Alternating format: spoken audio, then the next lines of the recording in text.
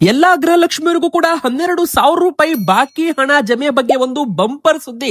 ಹೌದು ವೀಕ್ಷಕರೇ, ನಿಮ್ಮ ಅಕೌಂಟ್ಗೂ ಕೂಡ ಹಣ ಬಂದಿಲ್ಲ ಅಂದ್ರೆ ಈ ವಿಡಿಯೋ ಪೂರ್ತಿಯಾಗಿ ಕೊನೆ ತನಕ ನೋಡಿ. ಒಂದು ಸೂಪರ್ ಬ್ರೇಕಿಂಗ್ ನ್ಯೂಸ್ ನಿಮಗೋಸ್ಕರ ಬಂದಿದೆ. ಹೌದು ವೀಕ್ಷಕರೇ, ಮತ್ತೆ ನಿಮ್ಮ ಹತ್ರನೂ ಕೂಡ ರೇಷನ್ ಕಾರ್ಡ್ ಇದ್ರೆ, ನೀವು ಕೂಡ ಗೃಹಲಕ್ಷ್ಮಿ ಫಲಾನುಭವಿಗಳಾಗಿದ್ರೆ ವಿಡಿಯೋ ಪೂರ್ತಿಯಾಗಿ ನೋಡಿ, ಹಾಗೆ ಲೈಕ್ ಕೂಡ ಮಾಡಿ. ಇನ್ನೊಂದು ಕಡೆಗೆ BPL ಕಾರ್ಡ್ ಇದ್ದವರಿಗೂ ಕೂಡ ಒಂದಲ್ಲ ಎರಡಲ್ಲ ಒಟ್ಟು 3 ದೊಡ್ಡ ಬ್ರೇಕಿಂಗ್ ನ್ಯೂಸ್ ಸದ್ಯಕ್ಕೆ ಬಂದಿದೆ ವೀಕ್ಷಕರೇ. 3 ದೊಡ್ಡ ಇನ್ಫಾರ್ಮೇಶನ್ ರಾಜ್ಯ ಸರ್ಕಾರದಿಂದ ಎಲ್ಲಾ ಒಂದು ರೇಷನ್ ಕಾರ್ಡ್ಗಾರರಿಗೂ ಕೂಡ, ಅನ್ನಭಾಗ್ಯ ಫಲಾನುಭವಿಗಳಿಗೂ ಕೂಡ ಸಿಹಿ ಸುದ್ದಿ ಅಂತ ಹೇಳ್ಬಹುದು.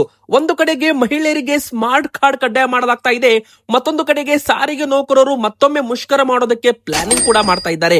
ಹೌದು ವೀಕ್ಷಕರೇ, ಮತ್ತೆ ಈಗ ಸಾರಿಗೆ ನೌಕರರು ಮತ್ತೆ ಈಗ ಮುಷ್ಕರ ಮಾಡಲಿದ್ದಾರೆ, ಮತ್ತೆ ಬಸ್ ಬಂದ್ ಆಗ್ಬಹುದು ಅಂತ ಹೇಳಲಾಗಿದೆ ವೀಕ್ಷಕರೇ. ಅದರ ಬಗ್ಗೆನೂ ಕೂಡ ಡೀಟೇಲ್ ಆಗಿ ಬ್ರೇಕಿಂಗ್ ನ್ಯೂಸ್ ಅಲ್ಲಿ ನೋಡೋಣ. ಮತ್ತೊಂದು ಕಡೆಗೆ ಬಂಗಾರ ಮತ್ತು ಬೆಳ್ಳಿ ದರ 1 ಲಕ್ಷ ರೂಪಾಯಿಗೂ ಕಡಿಮೆ ಆಗುತ್ತಾ? ಹೌದು, ಎದಕ್ಕಂದ್ರೆ ಈಗಾಗಲೇ ಈ ತರ ಒಂದು ಸುದ್ದಿ ಕೂಡ ವೈರಲ್ ಆಗಿದೆ ವೀಕ್ಷಕರೇ. ಮುಂದಿನ ಬರೋ ದಿನಗಳಲ್ಲಿ ಈ ಒಂದು ಘಟನೆ ನಡೆದ್ರೆ ಬಂಗಾರ ಬೆಳ್ಳಿ ದರ ಪಾತಾಳಕ್ಕೆ ಕುಸಿಯೋದು ಗ್ಯಾರಂಟಿ ಅಂತ ತಜ್ಞರು ಹೇಳ್ತಾ ಇದ್ದಾರೆ.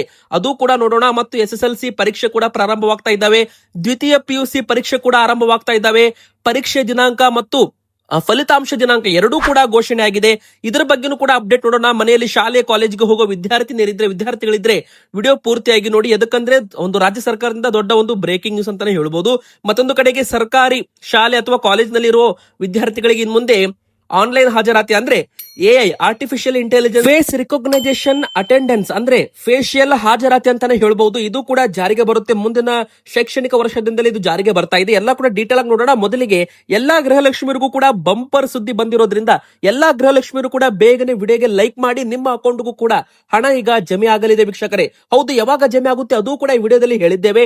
ಇನ್ನು ಎರಡನೇದಾಗಿ ನೀವು ಕೂಡ ನಿಮ್ಮ ಊರಿನ ಹೆಸರನ್ನ ಕಮೆಂಟ್ ಮಾಡಿ. ಹಾಗೆ ಗೃಹಲಕ್ಷ್ಮಿಯರು ನಿಮಗೂ ಕೂಡ 25, 26 ಎರಡು ಕಂತು ಹಣ ಬಂತ, ಎಸ್ ಆರ್ ನೋ ಅಂತ ಬೇಗನೆ ಕಮೆಂಟ್ ಮಾಡಿ. ಎದಕ್ಕಂದ್ರೆ ರಾಜ್ಯ ಸರ್ಕಾರದಿಂದ ಸಚಿವೆ ಲಕ್ಷ್ಮೀ ಹೆಬ್ಬಾಳ್ಕರ್ ಮೇಡಮ್ ಅವರು ಈಗಾಗಲೇ 25, 26 ಕಂತು ಹಣ ಎಲ್ಲರಿಗೂ ಕೂಡ ಜಮೆ ಆಗಿದೆ. ಅಂದ್ರೆ ಕರ್ನಾಟಕದ ಎಲ್ಲಾ ಜಿಲ್ಲೆಗಳಿಗೂ ಕೂಡ, ಅಂದ್ರೆ ಇಲ್ಲಿ ಬೆಳಗಾವಿಯಿಂದ ಹಿಡಿದು ಬೀದರ್, ಕಲಬುರಗಿ, ಯಾದಗಿರಿ, ಬೆಳಗಾವಿ, ಬಾಗಲಕೋಟೆ, ಗದಗ, ಹುಬ್ಬಳ್ಳಿ, ಧಾರವಾಡ, ಹಾವೇರಿ, ಹಾಸನ, ಕೊಡಗು, ದಕ್ಷಿಣ ಕನ್ನಡ, ಉತ್ತರ ಕನ್ನಡ, ಉಡುಪಿ, ಬೆಂಗಳೂರು, ತುಮಕೂರು, ಮಂಡ್ಯ, ಮೈಸೂರು, ಹಾವೇರಿ, ಹಾಸನ ಈ ಭಾಗದಲ್ಲೂ ಕೂಡ ಹಣ ಜಮೆ ಆಗಿದೆ. ಚಾಮರಾಜನಗರ, ಬೀದರಿಂದ ಹಿಡಿದು ಬೆಂಗಳೂರು, ತುಮಕೂರು ಎಲ್ಲಾ ಕಡೆಗೂ ಕೂಡ ಹಣವನ್ನ ಜಮೆ ಮಾಡಲಾಗಿದೆ. 25 ಹಾಗೂ 26 ಎರಡು ಕಂತು ಹಣವನ್ನ ಜಮೆ ಮಾಡಲಾಗಿದೆ. ಇಲ್ಲಿವರೆಗೂ ಒಟ್ಟು ಒಂದು ಗೃಹಲಕ್ಷ್ಮಿ ಅಕೌಂಟ್ಗೆ 52,000 ರೂಪಾಯಿ ಹಣವನ್ನ ಜಮೆ ಮಾಡಿದ್ದೇವೆ ಅಂತ ಸಚಿವೆ ಲಕ್ಷ್ಮೀ ಹೆಬ್ಬಾಳ್ಕರ್ ಮೇಡಮ್ ಅವರು ಘೋಷಣೆ ಮಾಡಿರುವಂತದ್ದು. ಹೌದು ವೀಕ್ಷಕರೇ, ನಿಮ್ಮ ಅಕೌಂಟ್ಗೂ ಕೂಡ ಹಣ ಬಂದಿದೆ ಇಲ್ವಂತ ಒಮ್ಮೆ ಬಾರಿ ನೀವು ಕೂಡ ಚೆಕ್ ಮಾಡಿಕೊಳ್ಳಿ. ಎದಕ್ಕಂದ್ರೆ ನಿಮ್ಮ ಖಾತೆಗೂ ಕೂಡ ಹಣ ಜಮೆ ಆಗಿರಬಹುದು ವೀಕ್ಷಕರೇ. ನೀವು ಚೆಕ್ ಮಾಡಿರಲ್ಲ ಅಂದ್ರೆ ನಿಮ್ಮ ಬ್ಯಾಂಕ್ ಪಾಸ್ಬುಕ್ ಒಮ್ಮೆ ಬಾರಿ ಚೆಕ್ ಮಾಡಿಕೊಳ್ಳಿ. ಮತ್ತೊಂದು ಕಡೆಗೆ ಹೇಳೋದಾದ್ರೆ, ಈಗ 30 ಕಂತು ಕೊಡಬೇಕಿತ್ತು ಸರ್ಕಾರ. ಅಂದ್ರೆ ಒಟ್ಟು ಇಲ್ಲಿ 24 ಕಂತು ಹಣವನ್ನ ಜಮೆ ಮಾಡಲಾಗಿತ್ತು ಸೆಪ್ಟೆಂಬರ್ ತಿಂಗಳವರೆಗೂ. ಆದ್ರೆ ಫೆಬ್ರವರಿ ಮತ್ತು ಮಾರ್ಚ್ ತಿಂಗಳದ್ದು ಹಣ ಕೊಟ್ಟಿಲ್ಲ ಅಂತ ಮಹೇಶ್ ತೆಂಗಿನಕಾಯಿ ಅವರು ಕೂಡ ಹೇಳಿದ್ರು. ಅದೇ ತರ ಬಿಜೆಪಿ ಪಕ್ಷದವರು ಕೂಡ, ವಿರೋಧ ಪಕ್ಷದವರು ಆರೋಪ ಕೂಡ ಮಾಡ್ತಾ ಇದ್ರು. ನಂತರ ಫೆಬ್ರವರಿ ಮತ್ತು ಮಾರ್ಚ್ ತಿಂಗಳ ಹಣವನ್ನ ಬಿಡುಗಡೆ ಮಾಡಿದ್ದೇವೆ ಅಂತ ಘೋಷಣೆ ಮಾಡಿದ್ರು. ನಂತರ 25, 26ನೇ ಕಂತು ಹಣ ಅಂತಾನು ಕೂಡ ಘೋಷಣೆ ಮಾಡಿದ್ರು. ಸೊ ವೀಕ್ಷಕರೇ, ನಿಮ್ಮ ಒಂದು ಅಕೌಂಟ್ಗೆ ಈಗ ಫೆಬ್ರವರಿ ಮತ್ತು ಮಾರ್ಚ್ ತಿಂಗಳ ಹಣ ಬಂದಿದೆ ಅಂತ ತಿಳ್ಕೊಂಡ್ರು ಕೂಡ ಅಕ್ಟೋಬರ್, ನವೆಂಬರ್, ಡಿಸೆಂಬರ್ ಹಾಗೂ ಈ ವರ್ಷದ ಜನವರಿ 4 ತಿಂಗಳದ್ದು ಹಣ ಇನ್ನೂ ಕೂಡ ಸರ್ಕಾರ ಕೊಡೋದು ಬಾಕಿ ಉಳಿಯುತ್ತೆ ಅಂತ ವಿರೋಧ ಪಕ್ಷದವರು ಹೇಳ್ತಾ ಇರುವಂತದ್ದು. ಹಾಗಾದ್ರೆ ಇನ್ನು 8,000 ರೂಪಾಯಿ ಹಣ ಸರ್ಕಾರ ಕೊಡಬೇಕಾಗಿ ಬರಬಹುದು ಅಂತಾನು ಕೂಡ ಹೇಳಲಾಗ್ತಾ ಇದೆ. ಒಟ್ಟು 12,000 ರೂಪಾಯಿ ಜನವರಿ ತಿಂಗಳವರೆಗೂ ಲೆಕ್ಕ ಹಿಡಿದ್ರೆ ಬಾಕಿ ಉಳಿಯುತ್ತೆ ವೀಕ್ಷಕರೇ. ಆ ಒಂದು ಬಾಕಿ ಹಣದಲ್ಲಿ ಈಗ 4,000 ರೂಪಾಯಿ ಅಂದ್ರೆ 25 ಹಾಗೂ 26 ಫೆಬ್ರವರಿ, ಮಾರ್ಚ್ ತಿಂಗಳದ್ದು ಕಂತು ಹಣ ಬಿಡುಗಡೆ ಮಾಡಿದ್ದಾರೆ, ಜಮೆ ಮಾಡಿದ್ದಾರೆ ಅಂತ ಲೆಕ್ಕ ಹಿಡಿದ್ರು ಕೂಡ ಇಲ್ಲಿ ಅಕ್ಟೋಬರ್, ನವೆಂಬರ್, ಡಿಸೆಂಬರ್ ಹಾಗೂ ಜನವರಿ ತಿಂಗಳದ್ದು 4 ತಿಂಗಳದ್ದು ಇನ್ನು 8,000 ರೂಪಾಯಿ ಹಣ ಕೊಡಬೇಕು ಅಂತಾನು ಕೂಡ ಹೇಳಲಾಗಿದೆ. ಒಂದು ವೇಳೆ ಸರ್ಕಾರ ಗೃಹಲಕ್ಷ್ಮಿ ಬಾಕಿ ಹಣ ಬಿಡುಗಡೆ ಮಾಡಿಲ್ಲ ಅಂದ್ರೆ ಹೋರಾಟ ಮಾಡೋದಾಗಿನೂ ಕೂಡ ಮಹೇಶ್ ತೆಂಗಿನಕಾಯಿ ಅವರು ಹೇಳ್ತಾ ಇದ್ದಾರೆ. ಹಾಗೆ ನೀವು ಕೂಡ ರೇಷನ್ ಕಾರ್ಡ್ ಹೊಂದಿದ್ರೆ ರೇಷನ್ ಕಾರ್ಡ್ ಅಲ್ಲಿ ಯಜಮಾನಿ ಸ್ಥಾನ ಹೊಂದಿರಬೇಕು ಗೃಹಲಕ್ಷ್ಮಿಯವರು. ಹಾಗಾದ್ರೆ ಮಾತ್ರ ನಿಮಗೆ ಹಣ ಬರಲಿದೆ ಅಂತಾನು ಕೂಡ ಇಲ್ಲಿ ಹೇಳ್ಬಹುದು. ಇನ್ನು ಎರಡನೇದಾಗಿ, ನಿಮ್ಮ ಒಂದು ಬ್ಯಾಂಕ್ ಖಾತೆ ಮೇಲೆ ಹೆಸರು, ರೇಷನ್ ಕಾರ್ಡ್ ಮೇಲೆ ಹೆಸರು ಒಂದೇ ತರ ಇರಬೇಕು ಅಂತ ಹೇಳಲಾಗಿದೆ. ಒಂದು ವೇಳೆ ಸರ್ಕಾರದಿಂದ ನಿಮ್ಮ ರೇಷನ್ ಕಾರ್ಡು ರದ್ದಾಗಿದ್ರೆ ಅಥವಾ BPL ಕಾರ್ಡ್ ಇದ್ದದ್ದು APL ಕಾರ್ಡ್ ಆಗಿ ವರ್ಗಾವಣೆ ಆಗಿದ್ರೆ, ನೀವು ಕೂಡ ಏನಾದ್ರೂ ತೆರಿಗೆ ಪಾವತಿ ಮಾಡ್ತಾ ಇದ್ದದ್ದು ನಿಮ್ಮ BPL ಕಾರ್ಡ್ ರದ್ದಾಗಿದ್ರೆ ಅವಾಗ ನಿಮಗೆ ಗೃಹಲಕ್ಷ್ಮಿ ಹಣ ಬರೋದು ಡೌಟು. ಅಂದ್ರೆ ಒಂದು ತೆರಿಗೆ ಪಾವತಿ ಮಾಡ್ತಾ ಇದ್ದವರಿಗೆ ಹಣ ಬರಲ್ಲ ಅಂತಾನು ಕೂಡ ಇಲ್ಲಿ ಹೇಳಲಾಗಿದೆ. ಮತ್ತೆ ವೀಕ್ಷಕರೇ, ಎರಡನೇದಾಗಿ ಎಲ್ಲಾ ಒಂದು ರೇಷನ್ ಕಾರ್ಡ್ ಗ್ರಾಹಕರಿಗೂ ಕೂಡ ಒಂದು ಸಿಹಿ ಸುದ್ದಿ ಅಂತ ಹೇಳ್ಬಹುದು. ಮೊದಲಿಗೆ ಬಂದು ಅನ್ನಭಾಗ್ಯ ಫಲಾನುಭವಿಗಳಿಗೆ ಈಗ ಮಾರ್ಚ್ ತಿಂಗಳಿನಿಂದಲೇ ಅಡುಗೆ ಎಣ್ಣೆ, ಉಪ್ಪು, ಸಕ್ಕರೆ, ತೊಗರಿಬೇಳೆ ಈ 4 ವಸ್ತುಗಳನ್ನು ಕೂಡ ಕೊಡಲಿದ್ದಾರೆ. ಹೌದು, 4 ವಸ್ತು ಅಕ್ಕಿ ಜೊತೆಗೆ ನಿಮಗೆ ಉಚಿತವಾಗಿ ಸಿಗುತ್ತೆ ಅಂತಾನೆ ಹೇಳ್ಬಹುದು. ಇನ್ನು ಎರಡನೇದಾಗಿ ವೀಕ್ಷಕರೇ, ಇದು 3 ಭಾಗದಲ್ಲಿ ವಿಂಗಡಿಸಲಾಗ್ತಾ ಇದೆ. ಹಾಗಾದ್ರೆ ನಿಮ್ಮ ಕುಟುಂಬದಲ್ಲಿ ಒಬ್ಬರು ಇಬ್ರು ಇದ್ರೆ ಅವರಿಗೆ 2.5 ಕೆಜಿಯ ಇಂದಿರಾ ಕಿಟ್ ಸಿಗಲಿದೆ. ಒಂದು ಕುಟುಂಬಕ್ಕೆ ಒಂದು BPL ಕಾರ್ಡ್ಗೆ ಒಂದು ಕಿಟ್ ಮಾತ್ರ ವೀಕ್ಷಕರೇ. ಅದೇ ತರ ನಿಮ್ಮ ಕುಟುಂಬದಲ್ಲಿ 3-4 ಜನರಿದ್ದರೆ ಅವರಿಗೆ 5 ಕೆಜಿಯ ಇಂದಿರಾ ಕಿಟ್ ಅನ್ನ ಕೊಡಲಿದ್ದಾರೆ.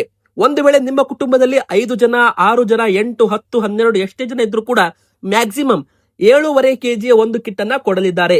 ಮೊದಲು ಹೆಸರು ಕಾಳು ಕೂಡ ಕೊಡೋದಾಗಿ ಘೋಷಣೆ ಮಾಡಿದ್ರು. ಆದ್ರೆ ಈಗ ಸದ್ಯಕ್ಕೆ ಹೆಸರು ಕಾಳು ವಿತರಣೆ ಇಲ್ಲ. ಹೆಸರು ಕಾಳಿನ ಬದಲಾಗಿ ಹೆಚ್ಚುವರಿ ತೊಗರಿ ಬೇಳೆಯನ್ನ ವಿತರಣೆ ಮಾಡ್ತೀವಿ ಅಂತಾನು ಕೂಡ ಇಲ್ಲಿ ಹೇಳಿದ್ದಾರೆ. ಒಂದು ವೇಳೆ ನಿಮ್ಮ ಕುಟುಂಬದಲ್ಲಿ ಒಬ್ರು ಇಬ್ರು ಇದ್ರೆ ಅಂತ ಕುಟುಂಬಕ್ಕೆ ಅರ್ಧ ಕೆಜಿ ಹೆಸರು ಕಾಳಿನ ಬದಲಾಗಿ 250 ಗ್ರಾಂ ತೊಗರಿ ಬೇಳೆ ಕೊಡಲಾಗುತ್ತೆ. ಇನ್ನು ನಿಮ್ಮ ಕುಟುಂಬದಲ್ಲಿ 3-4 ಜನರಿದ್ದರೆ 1 ಕೆಜಿ ಹೆಸರು ಕಾಳಿನ ಬದಲಾಗಿ ಅರ್ಧ ಕೆಜಿ ತೊಗರಿ ಬೇಳೆ ಹೆಚ್ಚುವರಿಯಾಗಿ ಕೊಡಲಾಗುತ್ತೆ ಅಂತ ಹೇಳಲಾಗಿದೆ. ಒಂದು ವೇಳೆ ನಿಮ್ಮ ಕುಟುಂಬದಲ್ಲಿ 5ಕ್ಕಿಂತ ಹೆಚ್ಚು ಜನರಿದ್ದರೆ ಅಂತ ಕುಟುಂಬಕ್ಕೆ ಇಂದಿರಾ ಫುಡ್ ಕಿಟ್ ನಲ್ಲಿ ಹೆಸರು ಕಾಳು 1.5 ಕೆಜಿ ಬದಲಾಗಿ 750 ಗ್ರಾಂ ತೊಗರಿ ಬೇಳೆ ಹೆಚ್ಚುವರಿಯಾಗಿ ವಿತರಣೆ ಮಾಡಲಾಗುತ್ತೆ ಅಂತ ಹೇಳಲಾಗಿದೆ. ವೀಕ್ಷಕರೇ, ನಿಮ್ಮ ಕುಟುಂಬದಲ್ಲಿ ಎಷ್ಟು ಜನರಿದ್ದಾರೆ ಬೇಗನೆ ಕಮೆಂಟ್ ಅಲ್ಲಿ ನಮಗೆ ಕಮೆಂಟ್ ಮಾಡಿ. ಮತ್ತೆ ಇಲ್ಲಿ ಮೂರನೇದಾಗಿ ವೀಕ್ಷಕರೇ, ಮುಖ್ಯವಾಗಿ 1,20,000 ರೂಪಾಯಿ ಆದಾಯ ಲಿಮಿಟ್ ಏನಿದೆ ನೋಡಿ, ಅದನ್ನ ಪರಿಷ್ಕರಣೆ ಮಾಡಬೇಕು ಅಂತಾನು ಕೂಡ ಇಲ್ಲಿ ತೀರ್ಮಾನ ಮಾಡಲಾಗ್ತಾ ಇದೆ. ಮುಂದಿನ ಬರೋ ದಿನಗಳಲ್ಲಿ ಪರಿಷ್ಕರಣೆ ಆದ್ರೆ ಲಕ್ಷಾಂತರ ಕಾರ್ಡುಗಳು BPL ಕಾರ್ಡ್ ಇದ್ದದ್ದು APL ಕಾರ್ಡ್ ಆಗಿ ವರ್ಗಾವಣೆ ಆಗಿದೆಯಲ್ಲ, ಅವು ಮತ್ತೆ BPL ಕಾರ್ಡ್ ಆಗಿ ವರ್ಗಾವಣೆ ಆಗಬಹುದು. ತುಂಬಾ ಜನ ತಮ್ಮ ಒಂದು BPL ಕಾರ್ಡ್ ಕಳೆದುಕೊಂಡಿದ್ದಾರೆ. ಬ್ಯಾಂಕ್ ಖಾತೆಯಲ್ಲಿ BPL ಕಾರ್ಡ್ ಗ್ರಾಹಕರ ಒಂದು ಅಕೌಂಟ್ಗೆ ಲಕ್ಷಾಂತರ ರೂಪಾಯಿ ಹಣ ಬಂದಿದ್ದು 1,20,000 ರೂಪಾಯಿ ದಾಟಿದ್ರೆ ಅವರ BPL ಕಾರ್ಡು APL ಕಾರ್ಡ್ ಆಗಿ ವರ್ಗಾವಣೆ ಆಗಲಿದೆ. ಹೀಗಾಗಿ ಇದು ಕೂಡ ಒಂದು ನಿಯಮ ಮುಂದಿನ ಬರೋ ದಿನಗಳಲ್ಲಿ ಪರಿಷ್ಕರಣೆ ಆಗಬಹುದು. ಇನ್ನು ಬಸ್ ಸಂಚಾರ ಮತ್ತೆ ಬಂದ್ ಆಗುತ್ತಾ? ಹೌದು ವೀಕ್ಷಕರೇ, ಸರ್ಕಾರ ಬೇಡಿಕೆಗೆ ಒಪ್ಪಿದ್ರು ಕೂಡ ಇಲ್ಲಿ ಸಾರಿಗೆ ನೌಕರರು ಪೂರ್ತಿ ಎಲ್ಲಾ ಬೇಡಿಕೆಗಳನ್ನ ಈಡೇರಿಸಬೇಕು ಅಂತ ಹೇಳಲಾಗ್ತಾ ಇದೆ. ಹೌದು, 38 ತಿಂಗಳ ವೇತನ ಬಾಕಿ ಪಾವತಿ ಸೇರಿ ವಿವಿಧ ಬೇಡಿಕೆಗಳ ಈಡೇರಿಕೆಗೆ ಆಗ್ರಹಿಸಿ ಸಾರಿಗೆ ನೌಕರರು 19ನೇ ತಾರೀಕು ಹಾಗೂ 20ನೇ ತಾರೀಕು 2 ದಿನದವರೆಗೂ ಮುಷ್ಕರ ಮಾಡ್ತೀವಿ ಅಂತ ಘೋಷಣೆ ಕೂಡ ಮಾಡಿದ್ದಾರೆ. ಅದೇ ತರ 19ನೇ ತಾರೀಕಿಗೆ ಬೆಂಗಳೂರು ಚಲೋ ಮೂಲಕ ಪ್ರತಿಭಟನೆ ಕೂಡ ಮಾಡಿದ್ದಾರೆ ವೀಕ್ಷಕರೇ. ಅದ ನಂತರ ರಾಜ್ಯ ಸರ್ಕಾರದಿಂದ ಈಗಾಗಲೇ ಒಂದು ಗ್ರೀನ್ ಸಿಗ್ನಲ್ ಸಿಕ್ಕಿದೆ. ಏನಪ್ಪಾ ಅಂದ್ರೆ 26 ತಿಂಗಳ ಹಿಂಬಾಕಿ ನೀಡಲು ನಿರ್ಧಾರ ಮಾಡಲಾಗಿದೆ. ವೇತನ ಪರಿಷ್ಕರಣೆ ಮಾಡೋದಾಗಿನೂ ಕೂಡ ಒಂದು ಗ್ರೀನ್ ಸಿಗ್ನಲ್ ಸಿಕ್ಕಿದೆ. ಹೀಗಾಗಿ ಮುಂದಿನ ಬರೋ ದಿನಗಳಲ್ಲಿ ಸಾರಿಗೆ ಒಂದು ನೌಕರರು ತಮ್ಮ ಮುಷ್ಕರವನ್ನ ಕೈ ಬಿಡ್ತಾರ. ಹಾಗಾದ್ರೆ 26 ತಿಂಗಳ ಹಿಂಬಾಕಿ ನೀಡಲು ನಿರ್ಧಾರ ಮಾಡಿದ ಸರ್ಕಾರ 38 ತಿಂಗಳ ಹಿಂಬಾಕಿ ಪೈಕಿ 26 ತಿಂಗಳ ಹಿಂಬಾಕಿ ನೀಡಲು ನಿರ್ಧಾರ ಮಾಡಲಾಗಿದೆ ಅಂತ ಹೇಳಲಾಗಿದೆ. ವೀಕ್ಷಕರೇ, 2024 ಜನವರಿ 1ರಿಂದ ವೇತನ ಪರಿಷ್ಕರಣೆ ಆಗಬೇಕಿದ್ದು, ಅದು 2025 ಮಾರ್ಚ್ 1ರಿಂದ ವೇತನ ಹೆಚ್ಚಳ ಮಾಡಲು ಸರ್ಕಾರ ತೀರ್ಮಾನಿಸಿದ್ದು, ಇದರಿಂದ 1,271 ಕೋಟಿ ರೂಪಾಯಿ ಬಿಡುಗಡೆ ಕೂಡ ಮಾಡಲು ರಾಜ್ಯ ಸರ್ಕಾರ ಆದೇಶ ಹೊರಡಿಸಿದೆ. ಒಂದು ವೇಳೆ ಪೂರ್ತಿ ಬೇಡಿಕೆಗಳ ಈಡೇರಿಸಿದ್ರೆ ಸಾರಿಗೆ ಬಂದ್ ಮಾಡ್ತೀವಿ ಅಂತಾನು ಕೂಡ ಇಲ್ಲಿ ಹೇಳಲಾಗ್ತಾ ಇದೆ. ಸಾರಿಗೆ ನೌಕರರು ಬೆಂಗಳೂರು ಚಲೋ ಮೂಲಕ ಫ್ರೀಡಂ ಪಾರ್ಕ್ ನಲ್ಲಿ ಪ್ರತಿಭಟನೆ ಒಂದು ಮಾಡಿದ್ದಾರೆ. KSRTC, BMTC ಸೇರಿ 4 ನಿಗಮದ ನೌಕರರು ಪ್ರತಿಭಟನೆಯಲ್ಲಿ ಭಾಗಿಯಾಗಿದ್ದಾರೆ. ಸರ್ಕಾರ ಪೂರ್ತಿ ಒಂದು ನಮ್ಮ ಬೇಡಿಕೆಗಳನ್ನ ಈಡೇರಿಸಬೇಕು, ಇಲ್ಲವಾದಲ್ಲಿ ಸಾರಿಗೆ ಬಂದ್ ಮಾಡೋ ಎಚ್ಚರಿಕೆಯನ್ನು ಕೂಡ ನೌಕರರು ಕೊಟ್ಟಿರುವಂತದ್ದು. ವೀಕ್ಷಕರೇ, ಇದು ಕೂಡ ಒಂದು ದೊಡ್ಡ ಬ್ರೇಕಿಂಗ್ ನ್ಯೂಸ್ ಆಗಿದೆ ಅಂತಾನೆ ಹೇಳ್ಬಹುದು. ಬನ್ನೀಗ ಮತ್ತೊಂದು ದೊಡ್ಡ ಬ್ರೇಕಿಂಗ್ ನ್ಯೂಸ್ ಏನಂತ ನೋಡ್ತಾ ಹೋಗೋಣ. ಬಂಗಾರ ಮತ್ತು ಬೆಳ್ಳಿ ದರ 1 ಲಕ್ಷ ರೂಪಾಯಿಗೂ ಇಳಿಕೆ ಆಗುತ್ತಾ? ಹೌದು, ಎದಕ್ಕಂದ್ರೆ ಈಗ ಒಂದು ಸುದ್ದಿ ವೈರಲ್ ಆಗ್ತಾ ಇದೆ. ರಷ್ಯಾ ವ್ಯಾಪಾರಕ್ಕೆ ಅಮೆರಿಕನ್ ಡಾಲರ್ ಬಳಸೋ ಸಾಧ್ಯತೆ ಇಲ್ಲಿ ಕಂಡು ಬಂದಿದೆ. ಹೌದು, ಗಗನಕ್ಕೇರುತ್ತಿರುವ ಚಿನ್ನದ ಬೆಲೆಗೆ ಬ್ರೇಕ್ ಬೀಳುವ ಸಾಧ್ಯತೆ ಕಂಡು ಬಂದಿದೆ. ಜಾಗತಿಕ ರಾಜಕೀಯ ವಿದ್ಯಮಾನ ಮತ್ತು ಆರ್ಥಿಕ ಬದಲಾವಣೆಗಳಿಂದಾಗಿ ನಮ್ಮ ಭಾರತದಲ್ಲಿ 10 ಗ್ರಾಂ ಚಿನ್ನದ ಬೆಲೆ 1 ಲಕ್ಷ ರೂಪಾಯಿವರೆಗೂ ಬರಬಹುದು. ಅಂದ್ರೆ ಈಗ 1,55,000 ರೂಪಾಯಿ ಏನಿದೆ ಬಂಗಾರ, 55,000 ರೂಪಾಯಿ ಕಡಿಮೆ ಆಗಬಹುದು ಅಂತ ಒಂದು ಅಂದಾಜು ಮಾಡಲಾಗಿದೆ. ರಷ್ಯಾದವರು ಏನಾದ್ರೂ ಈ ಒಂದು ಕೆಲಸ ಮಾಡಿದಲ್ಲಿ ಬಂಗಾರ ದರ ಭಾರಿ ಇಳಿಕೆ ಆಗುತ್ತೆ ಅಂತ ತಜ್ಞರು ಹೇಳ್ತಾ ಇದ್ದಾರೆ. ರಷ್ಯಾ ಮಹತ್ವದ ನಡೆ ಬಂಗಾರದ ಬೆಲೆ ಕುಸಿಯಲು ಪ್ರಮುಖ ಕಾರಣವಾಗಬಹುದು. ಮತ್ತು ರಷ್ಯಾದವರು ಅಮೆರಿಕನ್ ಡಾಲರ್ ಮೂಲಕ ವ್ಯಾಪಾರ ಮಾಡಿದರೆ, ರಷ್ಯಾ ಈ ಒಂದು ಕೆಲಸ ಮಾಡಿದ್ದಾದಲ್ಲಿ ರಷ್ಯಾ ದೇಶವು ಅಮೆರಿಕನ್ ಜೊತೆಗೆ ಒಪ್ಪಂದ ಮಾಡಿಕೊಂಡ್ರೆ ಅವಾಗ ಬಂಗಾರಕ್ಕೆ ಡಿಮ್ಯಾಂಡ್ ಕಡಿಮೆ ಆಗುತ್ತೆ. ಎಲ್ಲರೂ ಕೂಡ ಡಾಲರ್ ಅಲ್ಲಿ ಹೂಡಿಕೆ ಮಾಡ್ತಾರೆ, ಡಾಲರ್ ಸ್ಟ್ರಾಂಗ್ ಆಗುತ್ತೆ, ಬಂಗಾರದ ಬೆಲೆ ಪಾತಾಳಕ್ಕೆ ಕುಸಿತೆ ಅಂತಾನು ಕೂಡ ಹೇಳಲಾಗ್ತಾ ಇದೆ. ಡಾಲರ್ ಮೇಲಿನ ಅವಲಂಬನೆ ಕಡಿಮೆ ಆದ್ರೆ ಬಂಗಾರದ ಮೇಲೆ ಅವಲಂಬನೆ ಜಾಸ್ತಿ ಆಗ್ತಾ ಇದೆ. ಬಂಗಾರದ ಮೇಲೆ ಅವಲಂಬನೆ ಕಡಿಮೆ ಆದ್ರೆ ಡಾಲರ್ ಅಲ್ಲಿ ಅವಲಂಬನೆ ಜಾಸ್ತಿ ಆಗ್ತಾ ಇದೆ. ಆದ್ರೆ ರಷ್ಯಾದವರು ಇದನ್ನ ಅಧಿಕೃತವಾಗಿ ಘೋಷಣೆ ಮಾಡಿದ್ರೆ ಬಂಗಾರ ಬೆಳ್ಳಿ ದರ ಇಳಿಕೆ ಆಗೋದು ಗ್ಯಾರಂಟಿ ಅಂತ ಹೇಳ್ಬಹುದು ವೀಕ್ಷಕರೇ. ಆದ್ರೆ ಮತ್ತೊಂದು ಕಡೆಗೆ US ಮತ್ತು ಇಸ್ರೇಲ್ ಸೇರಿ ಇರಾನ್ ಮೇಲೆ ಅಟ್ಯಾಕ್ ಮಾಡಲು, ಅಂದ್ರೆ ಯುದ್ಧ ಮಾಡಲು ಒಂದು ಪ್ಲಾನಿಂಗ್ ಮಾಡ್ತಾ ಇದ್ದಾರಂತೆ. ಹೀಗಾಗಿ ಬಂಗಾರ ಮತ್ತು ಬೆಳ್ಳಿಯಲ್ಲಿ ಭಾರಿ ಒಂದು ವಾಲಟಿಲಿಟಿ ಕಾಣ್ತಾ ಇದೆ. ಶೇರ್ ಮಾರ್ಕೆಟ್ ಅಲ್ಲೂ ಕೂಡ ಏರುಪೇರ್ ಆಗ್ತಾ ಇದೆ ರೇಟ್ಗಳಲ್ಲಿ ಅಂತ ನೋಡಬಹುದು. ಈಗ ಇವತ್ತಿನ ನೀವು ದರ ಕೇಳೋದಾದ್ರೆ ಈಗಾಗಲೇ 1,56,500 ರೂಪಾಯಿ ಇದೆ. ಹೌದು, 10 ಗ್ರಾಮ್ 24 ಕ್ಯಾರೆಟ್ ಚಿನ್ನದ ಬೆಲೆ 2,290 ರೂಪಾಯಿ ಏರಿಕೆ ಆಗೋದ್ರ ಮೂಲಕ 1,56,490 ರೂಪಾಯಿ ಆಗಿದ್ರೆ, ಬೆಳ್ಳಿ ದರ 1 ಕೆಜಿಗೆ ಮತ್ತೆ ಈಗ 15,000 ರೂಪಾಯಿ ಏರಿಕೆ ಆಗೋದ್ರ ಮೂಲಕ 2,55,000 ರೂಪಾಯಿಂದ 2,70,000 ರೂಪಾಯಿ ಆಗಿರುವಂತದ್ದು. ಮತ್ತೆ ವೀಕ್ಷಕರೇ, ಸ್ಕ್ರೀನ್ ಮೇಲೆ ನೀವು ಕೂಡ SSLC ಪರೀಕ್ಷೆ ಆರಂಭದ ಒಂದು ಟೈಮ್ ಟೇಬಲ್ ನೋಡ್ತಿರಬಹುದು. ಇದೇ ಮಾರ್ಚ್ 18ರಿಂದ ಏಪ್ರಿಲ್ 2ರವರೆಗೂ SSLC ಪರೀಕ್ಷೆ ಕರ್ನಾಟಕದಲ್ಲಿ ನಡೆಯಲಿದೆ. ನೀವು ಕೂಡ ಸ್ಕ್ರೀನ್ ಮೇಲೆ ಟೈಮ್ ಟೇಬಲ್ ಅಂದ್ರೆ ಪರೀಕ್ಷಾ ವೇಳಾಪಟ್ಟಿ ಕೂಡ ನೋಡಬಹುದು. ಬೇಕಾದ್ರೆ ನೀವು ವಿದ್ಯಾರ್ಥಿಗಳಿದ್ರೆ ಸ್ಕ್ರೀನ್ ಶಾಟ್ ತಗೊಳ್ಳಿ. ಅದೇ ತರ ದ್ವಿತೀಯ PUC ಪರೀಕ್ಷೆ ಕೂಡ ಫೆಬ್ರವರಿ 28ರಿಂದ ಪ್ರಾರಂಭವಾಗ್ತಾ ಇದೆ. ಪರೀಕ್ಷಾ ವೇಳಾಪಟ್ಟಿ ಕೂಡ ನೀವು ನೋಡಬಹುದು. ಫೆಬ್ರವರಿ 28ರಿಂದ ಮಾರ್ಚ್ 17ರವರೆಗೂ ದ್ವಿತೀಯ PUC ಪರೀಕ್ಷೆ ಕೂಡ ಆರಂಭವಾಗ್ತಾ ಇದೆ. ಆ ಒಂದು ಸ್ಕ್ರೀನ್ ಮೇಲೆ ನಿಮಗೆ ಟೈಮ್ ಟೇಬಲ್ ಕೂಡ ಕೊಟ್ಟಿದ್ದೇವೆ. ಯಾರಾದ್ರೂ SSLC ವಿದ್ಯಾರ್ಥಿಗಳು, PUC ವಿದ್ಯಾರ್ಥಿಗಳಿದ್ರೆ ಬೇಗನೆ ಅವರಿಗೆ ಸ್ಕ್ರೀನ್ ಶಾಟ್ ಫಾರ್ವರ್ಡ್ ಮಾಡಿ. ಅದೇ ತರ ಮಾರ್ಚ್ 18ರಿಂದ SSLC ಪರೀಕ್ಷೆ ಪ್ರಾರಂಭವಾಗ್ತಾ ಇದೆ.